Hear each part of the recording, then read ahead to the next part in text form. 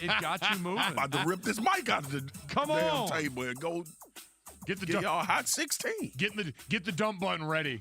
That was the dump button face When right I rap, there. I curse straight up.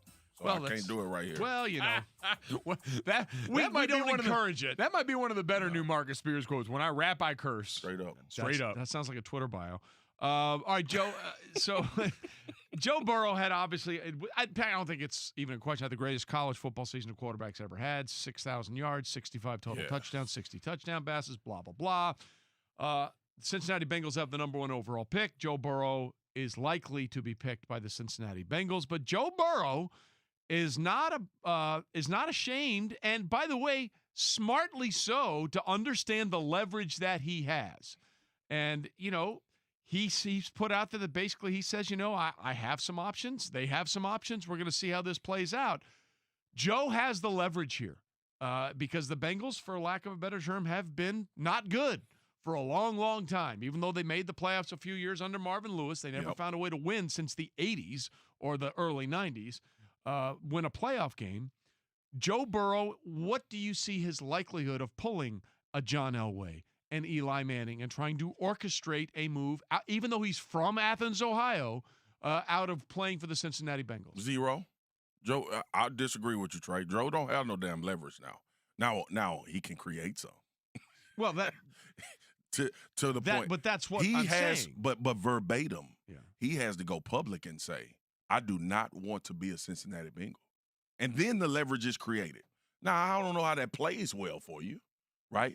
But if you're going to have all of these ancillary, well, they have their process and I have my process and all of that, that's not telling them you don't want to be there, right? It's like when both of y'all were growing up. Y'all both handsome young men. Well.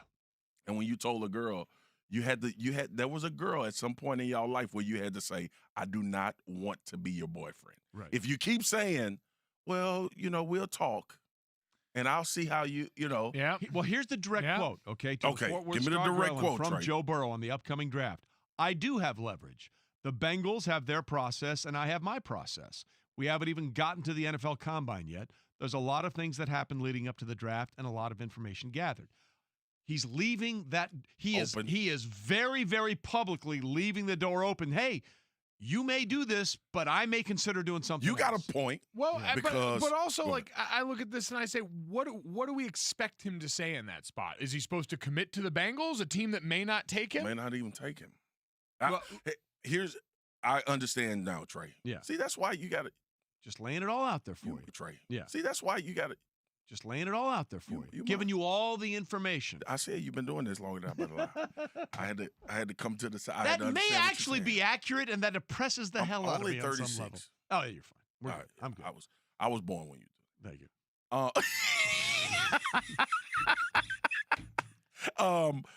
Going back, this is what we're talking about. Yeah. Joe Burrow leaving that open, obviously, give us a little light, and we're going to kick the dough in. Y'all know how we do it. Yep, correct. I think the only way he creates leverage, though, if he says he doesn't want to go there. And he hasn't said that yet. Right. I believe Eli was adamant. Yeah. Now, I don't know if Eli he wasn't said adamant at this process. I mean, this was much closer to the draft where it became pretty clear. But to your point, Trey, what it does say is that these are conversations he's having privately. Correct. Now. And we know who's in his corner. Tom Condon. Now, that's when you create leverage. Obviously. By the way, Tom Condon, I believe, was Eli's agent. Yes. Yeah. Yeah, so. It could be, that process could be taking place behind the scene. But, excuse me, for us, if you want me to think Joe Burrow has leverage, Joe Burrow is going to publicly have to say, I do not want to go to the Cincinnati Bengals first overall. Correct. And then that's pressure, because not only is that pressure on Cincinnati, that's pressure on them to figure out what they're going to do. Because you can't draft your franchise quarterback that doesn't want to be your franchise quarterback. And by the way, he's training with Jordan Palmer, who's Carson Palmer's younger brother. Right. And we all know Carson Palmer's relationship with the Cincinnati Bengals. He's come out there and said it. Yeah. Like, they not trying to win. And Carson was going to retire to get out of Cincinnati. Think about that. Yeah. This dude was making a boatload of money, and he was going to leave it because he did not want to play in that place that bad, that he was going to just say, I'm retiring, I'm done. So I think it's a lot of things to this. ultimately what I think happens, I think Cincinnati drafts Joe Burrow number 1. Joe Burrow goes to Cincinnati home and tries to get that team in the right track. Because why else would you play this game? Right. Like, if you think about it from that standpoint, let's go to the opposite side, because we can talk about Joe Burrow not wanting to be a Bengal. Why wouldn't he want to be is the question we should ask. You telling me, if somebody told me, Marcus, you can go to Louisiana, right? I know the Saints ain't great. Right. But you are thought of as because if you're the first pick of the draft, you thought of as a generational player. Yeah. I don't care what nobody say. You can go back to Ohio and make Cincinnati good, and you from Ohio? Yeah. Man.